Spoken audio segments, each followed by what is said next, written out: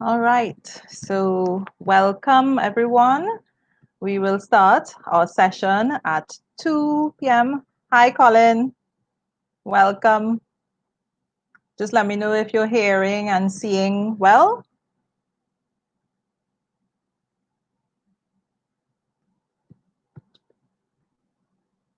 So we will start in the next 4 minutes. In the meantime, you can say hello. You can. Welcome everyone. Hi, Keisha. Welcome.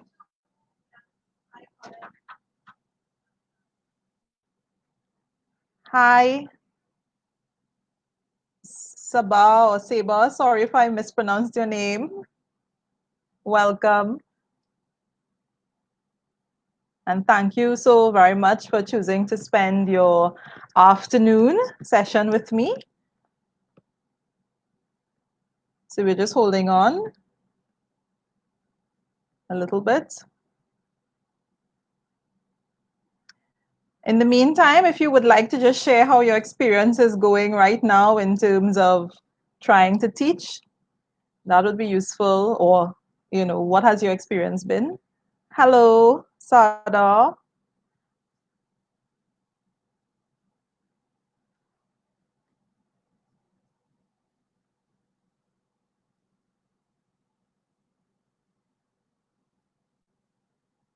So you may see me looking a little bit to my right. That's because I have two screens up so that I can do the presentation and still read your comments. Thanks for the feedback, Colin. Wonderful.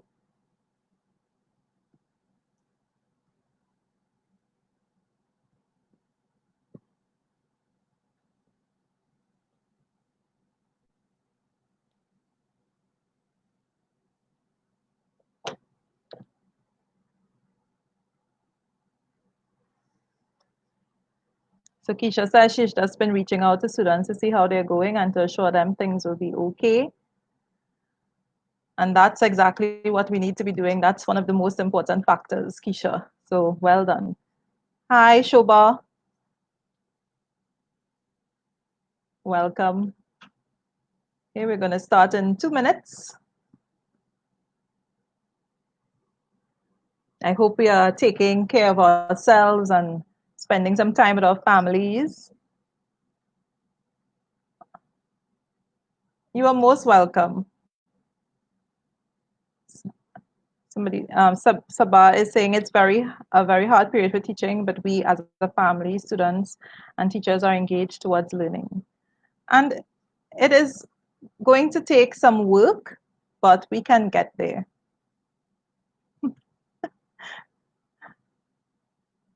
Yes. I do think this is a wonderful opportunity for teachers to just get together and share, and we can come up with a solution. Hi, Jillian. So we start in 1 minute. Hi, Artie. I'm seeing some of my secondary school teachers here. Steady, yes. Colin, it's a steady learning curve. Students are enjoying the novelty of the experience, I guess. Yes, the students are actually probably the ones that will jump on board a lot faster than, sometimes the teachers. Abu said ideas to motivate students online. Oh, thank you. And it's very exciting for me to see how much teachers want to learn. I mean, and that continues to speak to our commitment as teachers. It continues to show, how much we really want to do this thing. So somebody asked if we could recommend 21st century tools for teachers. Of course, yes, we will be doing some of that during the session, as well as my Facebook page, 21st Century Educators. You can check it out. We have lots of suggestions there as well. So during the session, we will talk a little bit about that. All right, so it is 2 o'clock. So we're going to start officially. So my name is Leanne Pear, and I am a teacher. I have been teaching for 18 years. I've actually been teaching all of my adult life, and it's something that I really am very passionate about. And today I really wanted to just share a little bit about how we can create online and offline lessons which are engaging, in particular for our primary school students. And I know I've been just reading a lot about what our primary school students, teachers are feeling, because some of them would not have been exposed to ICT training. Some of the students may not have been engaging in using technology, and so several teachers have expressed anxiety in using the tools. So I hope by the end of the session that we would be able to get some ideas as to how to create an engaging lesson in both the online and offline environment for primary school students. And of course, if there are secondary school teachers with us, most of the things you can take, and of course, just adjust the examples to suit your needs. So I want us to start by remembering, and this is a quotation I found recently while doing some research: well-planned online learning experiences are meaningfully different from courses offered online in response to a crisis or disaster. And this is really important for teachers to remember. We are operating in the midst of an emergency. There was no time for planning. Teachers were sent home. We were not able to get our resources from school. And so I want us to be careful in terms of, mixing up, going on to online learning, e-learning, distance learning. This is really emergency remote teaching. And it's very important that we know the difference, because with online learning and distance learning, courses would have been given months to prepare. You would have had experts, instructional coaches, you would have had tech support. So all this to say, teachers, don't be too hard on yourselves if you're finding it difficult to do, because this normally takes a panel of experts to put together a well-organized online course. What we are asking you to do is more respond in terms of how can we best manage this situation, how can we best manage this emergency, and I'm going to share a few tips as to how you can do that. The first thing I want you to do is be patient. This is new for all of us. You need to be patient with yourself and your students. And I wanted to say, include here also, be patient with the parents. Everybody is adjusting in this situation. And so sometimes, we send work, and I know I've seen teachers saying, but the parents are not responding, the students are not responding, and we get very anxious about what is happening.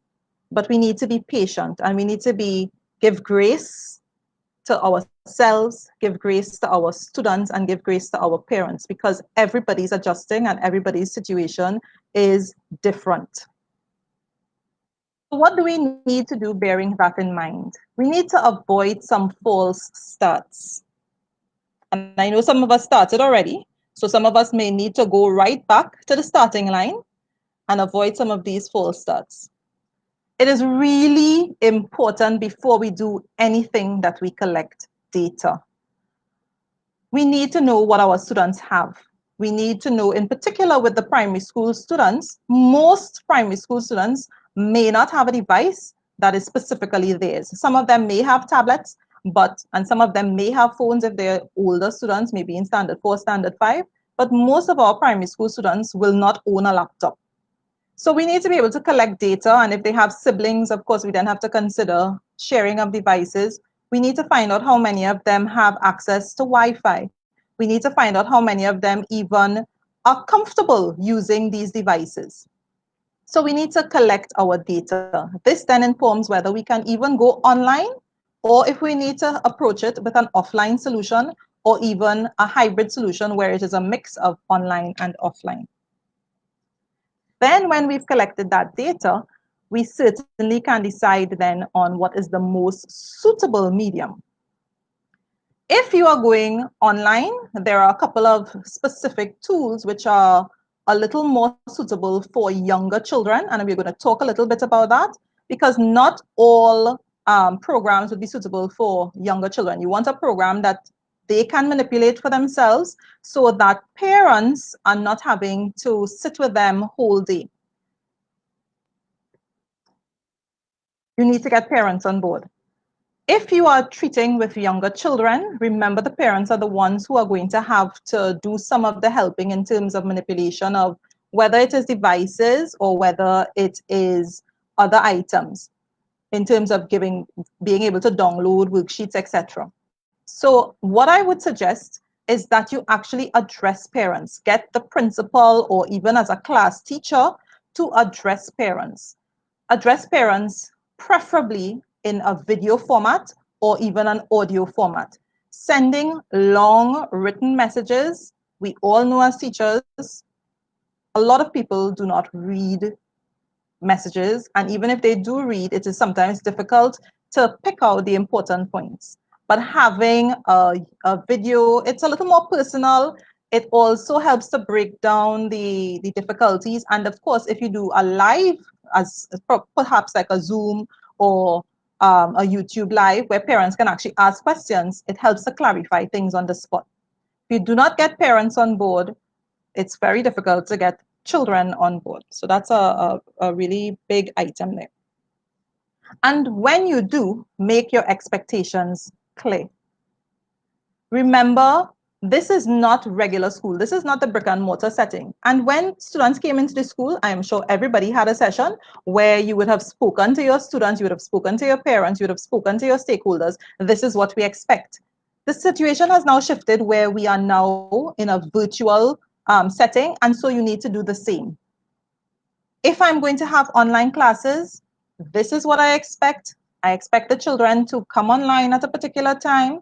I expect that the children are dressed in a particular way. I expect that, you try to keep the environment quiet because we don't want, a child coming online and then parents quarreling in the background, things like that. So make your expectations clear. If you are not going to be having online classes, then also make that expectation clear. We don't want parents guessing, what is the school doing? What is my teacher doing? So express very clearly what you expect as you go forward. So we're going to talk about the online environment first, and then we will speak about the offline environment. A couple of things to bear in mind in the online environment. Online environment does not mean that the student is looking at a screen from 8 o'clock to 2:40. That is not practical. It is also not healthy. Online environment just means this is where the student is going to access the work. This is where the student is going to be able to get what the task for the day or the task for the week. And this is something that I would have created based on WHO recommendations, as well as consideration of attention spans based on age groups. So for primary school teachers, you are looking at first day at a standard 1, a maximum of 45 minutes per day screen time. Standard 2 to 3 can go up to 60 minutes, and standards 4 to 5 can go up to 90 minutes. Now, the 45, 60, and 90 minutes does not mean that in one sitting you are expecting students to even sit for 45 minutes, or in one sitting you're expecting students to sit for 90 minutes. What it means is that if you are giving them videos for different subjects, the maximum time would be 45 minutes, but you would want to break up those times, because if you ever look at the videos on YouTube, you will notice that they tend to be very short. So you tend to have them 3 minutes, 5 minutes, because YouTube would have done their research in terms of how long a video holds someone's attention. And of course, if the optimal, based on research, the optimal screen time in terms of a video is 6 minutes long. You also want to make sure that what they're engaging in is, of course, appropriate. So please always watch the entire video if you're going to share a YouTube video. And also you want to consider, is it something that would engage the students? So we're moving on now to the actual e-lesson. That statement, content is king, pedagogy is critical. This is something I want you to bear in mind. You are already masters of content. You know exactly what you want your students to learn. And so you already have the content. This is not something that you are going to have to now try to create. You already have it. When you are moving on to an online environment, pedagogy is extremely critical.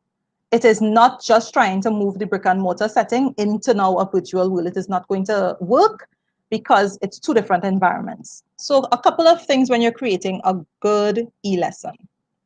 It never starts with the technology. The technology actually comes last, because what you want to start with, you want to remember that a good e-lesson is systematic. So there must be some kind of format to follow. Again, in bringing parents on board, you can kind of give them an overview of this is what my session is going to look like. This is what the day is going to look like. This is what the week is going to look like. Why is that important? So that parents can then arrange their time. Remember, some parents are working from home. Remember, there are parents who have multiple children to take care of, who may have different needs. Remember, there are parents who are you still have to take care of your home. You have to cook, you have to clean. So you want your e-lesson to be systematic so that you can provide a structure for the parent, for the child, and for yourself.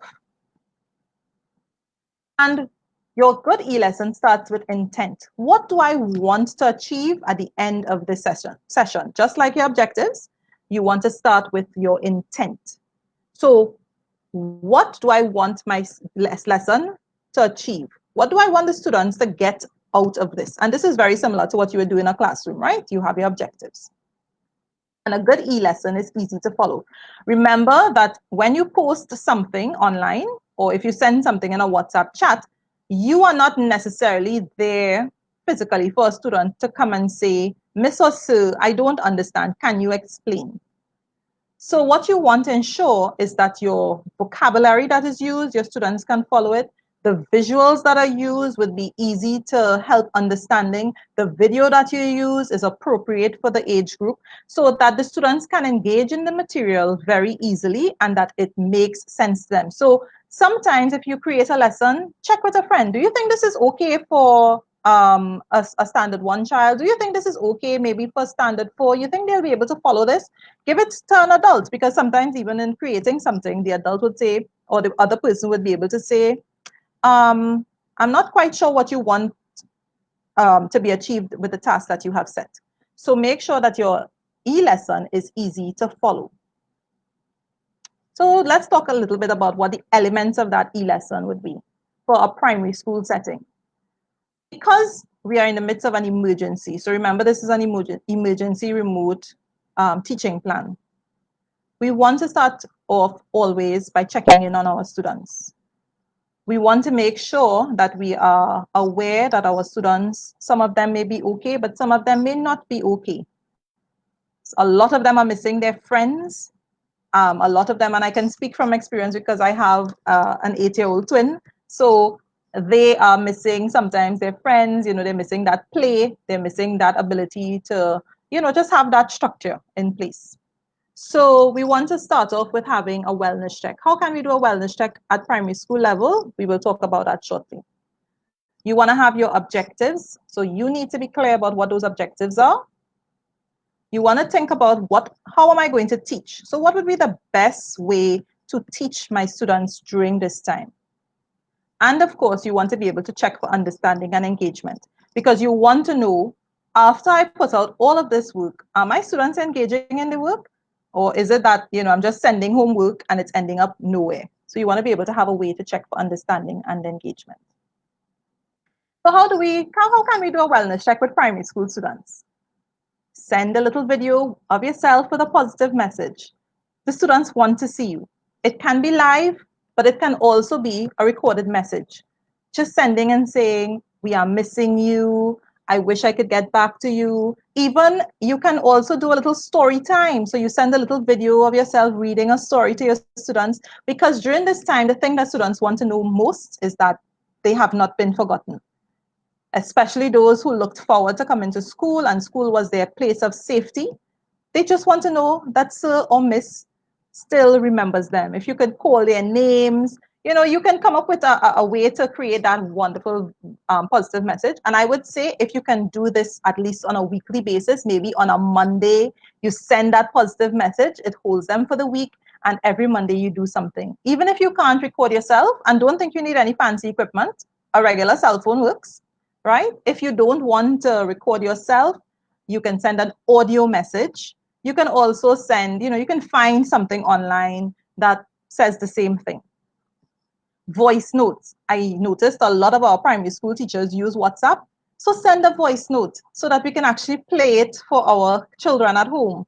They would want to hear your voice, just saying, hi, how are you? Because, yes, we would share the messages saying that, you miss them, but hearing your voice can help really boost their spirits.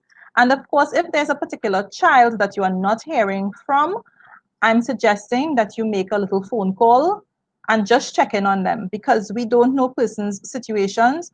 There are some of us who are struggling a little more than others during this time, and we really just want to make sure that our students are not are feeling alone and isolated.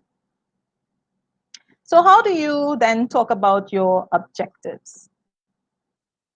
Online, you must have your objectives must be a lot smaller than if they were in the classroom. So chunking is critical. You want to break up how you do your lesson. Now, I know a lot of teachers are concerned, oh my gosh, how are we going to finish the work, that the syllabus and for the term? In this particular situation, I would have mentioned this is an emergency remote teaching. No one should be trying to complete the original syllabus for third term during this term. I would say focus on your skills that you want your students to learn, and cut out some of the extra. Because once you have a good foundation, once you keep your students' attention, when we get back on track, you know what? We'll be able to fix the rest. So keep it small, nice, tiny, digestible pieces, because with online learning or e-learning, one of the things that they talk about is your working memory. If there is too much information coming at you at once, it's difficult for students to retain that information, even adults. So you want to keep it in small portions and have check-ins throughout your lesson. I want you to manage your expectations. This is new for you, it is new for them. So don't be too disappointed if the first time you do it, it doesn't work. It also helps when you break it up in pieces, it helps to manage their expectations, because they know this is what Sir or Miss expects of us at the end of a period. So manage their expectations, manage your expectations. And of course, just like a good teacher would normally do, online you also want to scaffold your lessons. So the lessons should not be disjointed. So you want to have like probably a theme running throughout.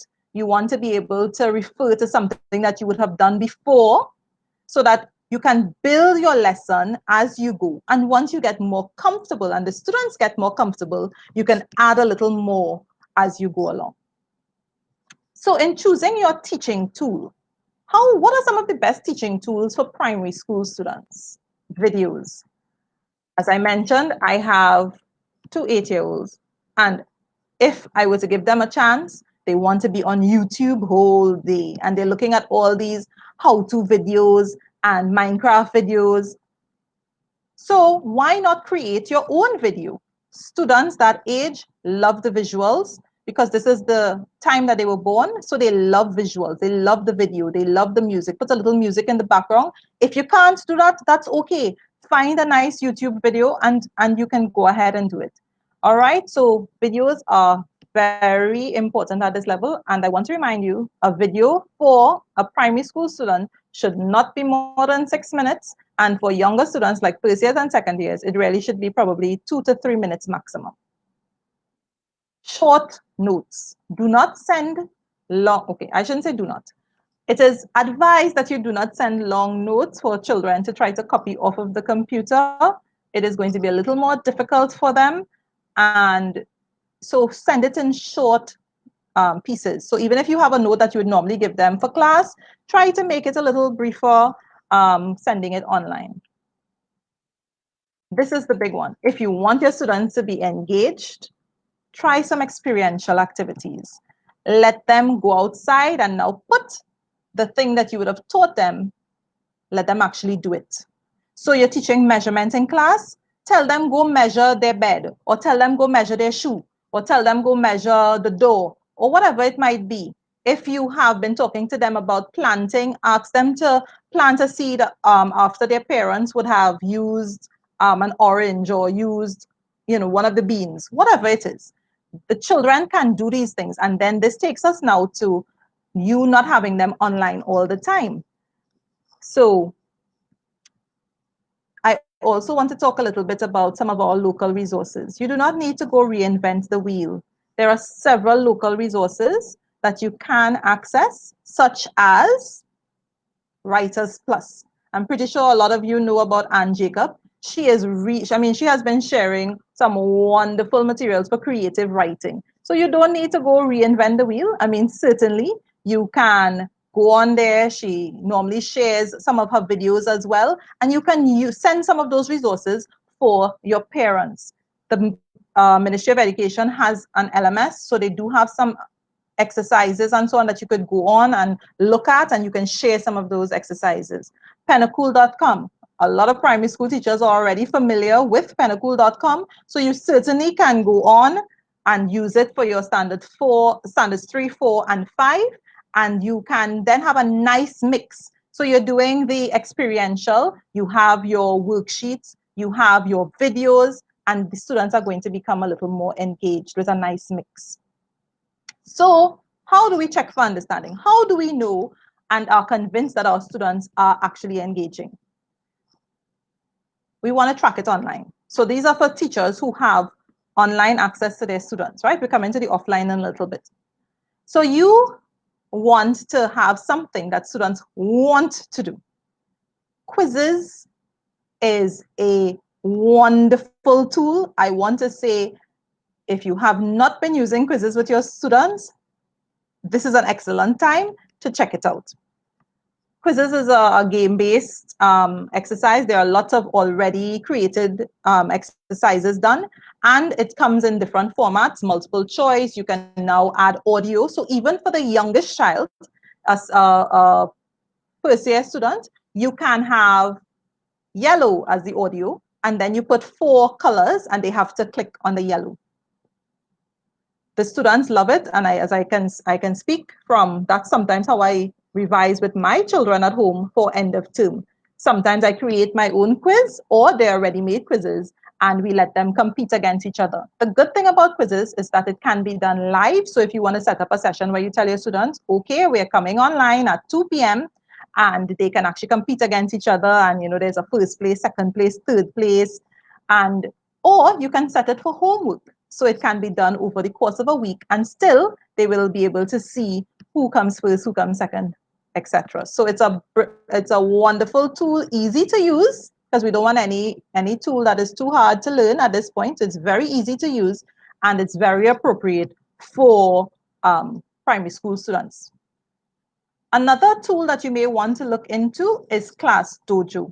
Class Dojo is actually set up for younger children, and one of the big features that I like about Class Dojo is that the students access it using a code. The parents would sign up with email, and that is for the parents to be able to track what the child does on Class Dojo. But one of the greatest features is that there's something called the student portfolio. The student portfolio has the option for them to send their work as a recording, send their work as a drawing, send their work as an audio. So this is one of the ways that you can capture what your student has done. So let me give you an example. So you send them and you tell them you have to read reading comprehension and then answer some questions. But you may want them to do a little summary at the end of what the reading comprehension meant. Our students love to record themselves because, the whole YouTube, everybody wants to be a YouTube star, from the 3-year-olds to the 11-year-olds, everybody wants to be on YouTube. Class Dojo is a safe space for students. They can press record, and it will come to you only and the parent. So the whole class does not see what they record. It will come to you and their parent. So Class Dojo is a wonderful tool for you to check out, to use for your class to be able to track what they're doing online. Google Classroom is another option for primary schools. The only downside I would say to Google Classroom is that you are required to have a Gmail address, and of course you really should not have a Gmail address before the age of 13, but if parents are on board, you can certainly set that up, and Google Classroom allows you to have a lot of interactivity. You can use Google Forms, and I have that little video icon because, again, even if you don't want to set up a whole LMS, what you can do is ask students, or ask parents rather, to record their child, whether it's a picture or a video of what their child is doing throughout the day. So if you have a particular task that you wanted them to do, you can ask a parent. So that's how you can track them online. You want, of course, to check for understanding, interactive. So if you are going online, you want to make sure that it's an interactive session. And it must be fun, because if you're asking primary school children to do work while they're home, and they could be watching television, going outside, and climbing the mango tree or using their tablets, we want to make sure that when you come into their homes, that it's the same experience they're going to have, and education should be fun. How else can you check for understanding? PBLs, project-based learning. Let's think about how we can integrate math into the home as a PBL, project-based learning. We want them to be able to create something. We want them to be able, so, maybe we can give them a challenge where they have to, and I'm going to show you something that I gave to my children earlier today. How we can engage them by asking them to create any product that they would like. Enrichment opportunities. Right now, there are so many virtual tours happening. You can go to several zoos all over the world. So you're talking about farms. You tell the children, let's go on a tour. Let's actually see the animals that we're talking about. There are live concerts where you can see operas, you can see music. I mean, the world is just so open right now in terms of sharing that you can take your children anywhere in the world right now, virtual museums. So let's use this opportunity. Children are going to want to engage because it's something that is exciting to them, right? Toy sports. Toy sports are another option, and I'm actually going to show you an example shortly, but it's giving students the opportunity to select what they would like to do and still cover the same objective. I really want to make a plug here that we use natural settings right now. Look at what try to include in your lesson everyday household items. So, for example, in mathematics, if you are talking to a child that age and you're talking about cylinders and so on, tell them go in their house and find a cylinder. Everybody has tin foods now, right? So you want to tell them, go find five cylinders, 2 squares in your cupboard, whatever it is. You might be able to then tell them, well, you have to go outside in the yard, look for a leaf, look for some insects. So what are the parts of that insect again? So you can ask them, can you make a little video giving us a little tour of the yard, see if you find an insect and tell us about that insect. So you're now trying to get them to recall what they would have learned about insects. And of course, as I said, you would be the content masters, so you would know exactly what you want. But these are just some examples to get them engaged and get them to want to do the work. So this morning I needed some time to finish up this presentation for you all. And as I mentioned, I have a twin. So we had 2 boxes that we would have had from PriceSmart. And we said, so my husband and I, we gave them a challenge. We told them they had to go and create something with the box, but they had to first do a plan and then they had to explain their plan. So we got them to record what they needed to do. So they made a recording and they had to explain to us how they came up with the plan, what would be the purpose of their object that they're going to build, and they then had to go execute it. So they had to get their different items from the house and they were able to create it. So the one that says Barbie, that's from my daughter. She created a Barbie house. She's not finished. So she's going to create a full Barbie house. And the one with the 2 ears sticking out, my son said he's making a kennel, but the kennel must look like a dog. So the 2 ears at the top are for the dog, and he's going to finish it as he goes. This gave me quite some time to actually finish my work. So as a parent working from home, because I still have to teach, I would want that the activities can be independent. And so the children can be given the activity and go on and do it fairly much on their own. Yes, I would be around, so I would be looking at them. And if they needed help, I would stop and help. But at least it was not me having to sit and watch them all the time. So try to use things around the house. Some of them may have like board games. Some of them, keep them active, tell them go outside. So another example, their teacher sent a video with them to learn Spanish, numbers 1 to 10. So we went through the video and then we went outside because we're trying to keep them active, and they were bouncing the ball. So they had to count how many times they could bounce the ball on the tennis racket without dropping it. And in counting, I said, okay, no, you all have to count in Spanish. So they were counting in Spanish and trying to keep the ball balanced. But I'm saying all this to say, if we send home our ideas for parents and engage them, our children would be able to do so. So let's talk a little bit about some offline options. So some of our students, and in particular our primary school students, don't have internet access, or they may not have the ability to use the technology even if they do have access to it. So I want to talk about two things that I thought about in order to help our students. We can actually create packages for our students. Most of us have access to email, and I'm saying that it may take stepping out of the box a little bit, but we can put together interactive packages and send home to parents. So how are we going to do this? I'm going to share some ideas, but you might be saying, but how are we going to get our students to access these? We can probably liaise with our curriculum officers or SS3s, the principals, whomever. If teachers are willing to put together packages, send it to the email, we can organize to get them printed.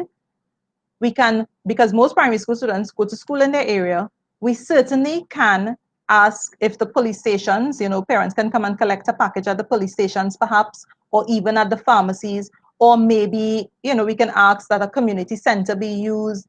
We can come up with solutions, but we need to get these, if we need to get these packages out. We can even ask, perhaps if TT post workers might be willing to then organize somewhere that we can have a collection option. Of course, using all the social distancing and of course, using masks and so on. If we can get it mailed out, even better. So I'm saying that the packages, offline packages, would be for students who we know don't have any access to internet, etc. A lot of teachers use WhatsApp at the primary school level. So we're going to talk about how you can use WhatsApp and still have interactivity. So the packages, you may be thinking, but if I send them a package, students are not going to be interested in wanting to do that because it's just more work. Why can't they just do the work in their textbooks? Well, as I mentioned, you want to create engaging packages. So in doing my research, I actually came across a page called Inspiring Teachers. And you can look it up on Facebook. It's run by Mrs. Moore. And I saw that she had done this wonderful package for her school. She's an elementary teacher. And it was a whole Escape Mrs. Moore's classroom. And I said, wow, this is brilliant. And I messaged her and I said, do you have a copy of this that you're willing to share? And she said, yes, sure. And she actually shared it with me. And we were going through it. And she said, I was telling her about the session that I'm having with the primary school teachers. And she said, would you want me to would they be open to having a Zoom session and I can actually help them create these packages? And I said, yes. So if after this session, if after I tell you about this, what she did, and you are interested, you can message me and we can set up a Zoom session. She's willing to do a Zoom session with you all to actually show you how she created this mystery story. So basically what she did, she said, you have to escape my classroom and this is what you have to do. She put together different subjects and each subject gave a clue. So this is the example from math. So she said your next clue is made up of 6 letters. You will have to use the first letter, etc. So they have to do the math sums and figure out which names would need to be removed. So in doing the math sum, they come up with the next clue. So what she did, she basically had 10 small envelopes inside of a big envelope, and in order to know which order they had to open the envelopes in, they had to figure out each clue. And I thought that was such a brilliant way to get students engaged with a package at home. Now, what she did, some of her students have technology at home. So there's a way that if her students, she would have had some links and so on that they could have used, so videos, etc. So for those students who do have technology, they could have gone online still. And for those who didn't, well, you can possibly just call the parent, call the student if you would like, and just find out how did you do. What is clue 3? Just to get a little feedback to see if they're engaging in the activity.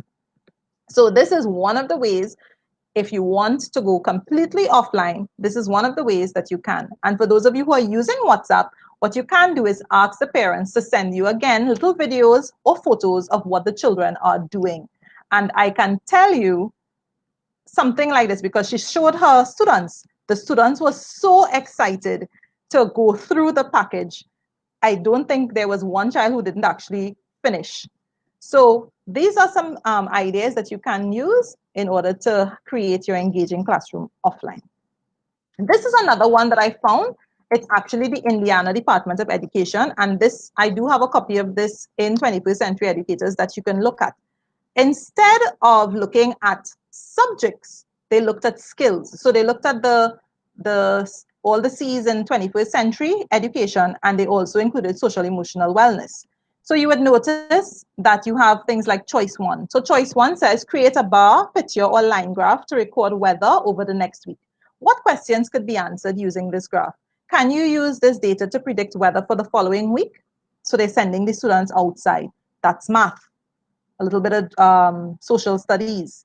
Then they say choice two, draw a map of your home, measure the area of your rooms. If you don't have a ruler, use non-standard unit to measure like a shoes or books, etc. Again, math, but you're giving them stuff to do at home. You would notice that none of these things require you to go online. So if a parent is you're giving a parent this, you send it and say, you know what, let them do this for the week. And you have different choices that you can do. So if you want them to choose one skill from content knowledge and one from communication, one from creativity. But what you would realize is when you go through it, all the subjects are actually covered. So for communication, they have write a letter to your friend about your teacher, about the things you are doing. So that's creative writing. Make a comic strip for your week. So you are tapping into different students' likes, dislikes. You are tapping into, you are giving differentiation right and what they're doing is sending this out every week. Now, the good thing is this exists already. So on my page, I actually have week 1, week 2, week 3. If you go to their page, Indiana Department of Education, they will have, each week, they will put up something. You would notice it goes from kindergarten straight up to their high schools. What you can do is not necessarily take the whole thing, but look through it and adapt it.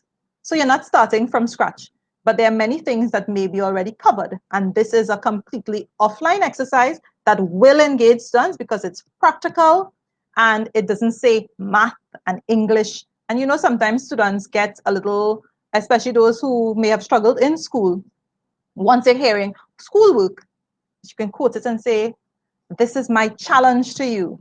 How many challenges can you finish? And you know, you make it sound like a game. And once you gamify anything, students tend to respond well. Another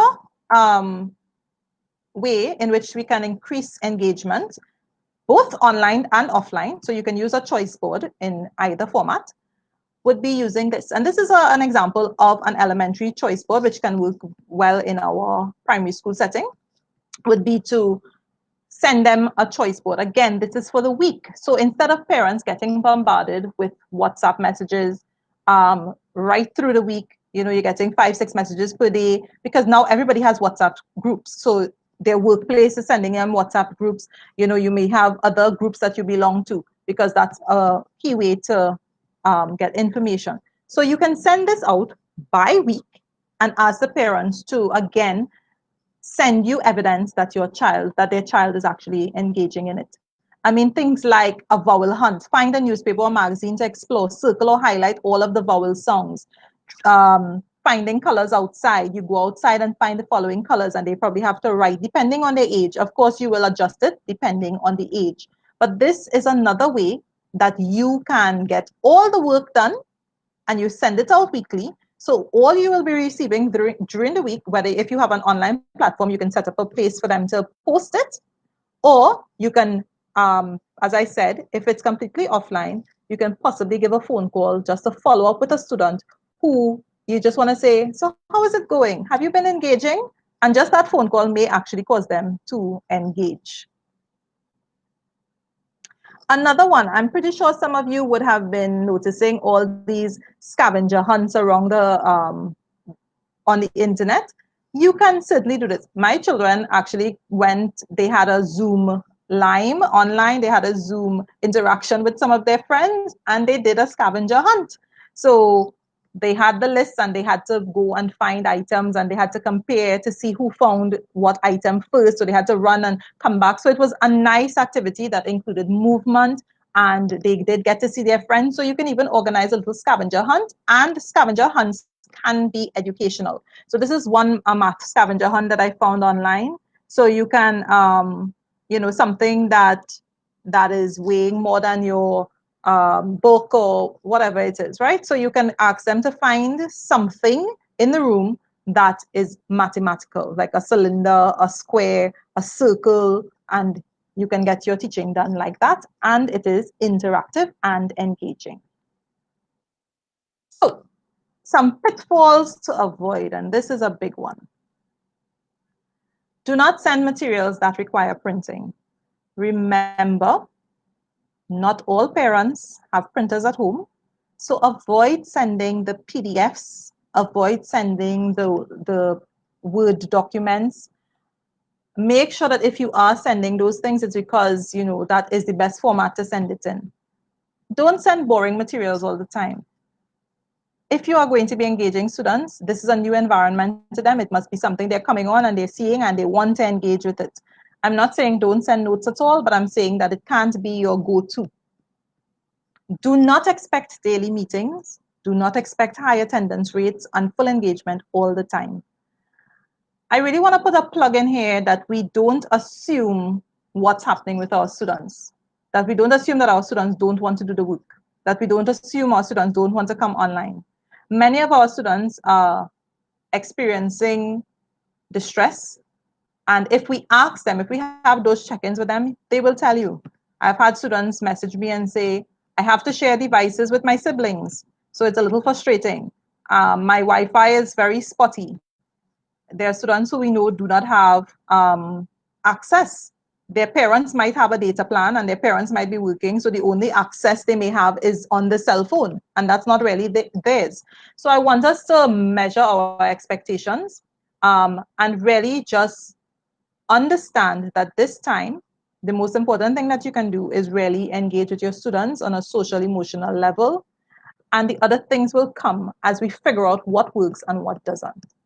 And the next thing is really try not to implement a one size fits all approach.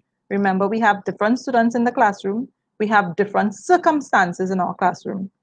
And so, based on our circumstances, the best approach for our primary school students may be a hybrid approach where you are using both online and offline options. Or if you know you've done your data collection and your students don't have devices at all, it may be, you know what, let's do a completely offline exercise. So I just wanted to bring that to the fore, and we can take some questions now.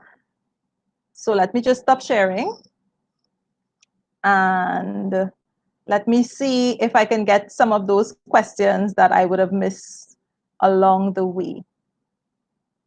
So I'm seeing people certainly commenting about Writers Plus, so you know that. Yes, Keisha, we must be very mindful of screen time and the volume of content shared. Somebody is talking about, yes, Altia, Writers Plus, and Panacool are excellent resources. Colin, yes, Quizzes is completely free and it can be integrated into the Google Classroom. You can actually share it straight from Quizzes, share Quizzes straight directly to the Google Classroom, and they will use it within the Google Classroom setting, and you get feedback. So it actually tells you what questions the students got correct, what questions they got incorrect, what percentage of the class. So it actually gives you statistics as well, so you can know if the students actually learned or didn't learn whatever you would have given them. And students tend to really, really love the quizzes. There are memes, so you may want to decide whether, depending on the age of the students that you teach, the memes are not inappropriate, but you need to, you know, a first year or second year may not understand the meme, so you do have options to switch it off. You they have introduced a couple of new features where you can level up and you can get a second try, so the students really do enjoy it. So quizzes is a wonderful tool I would recommend for primary schools.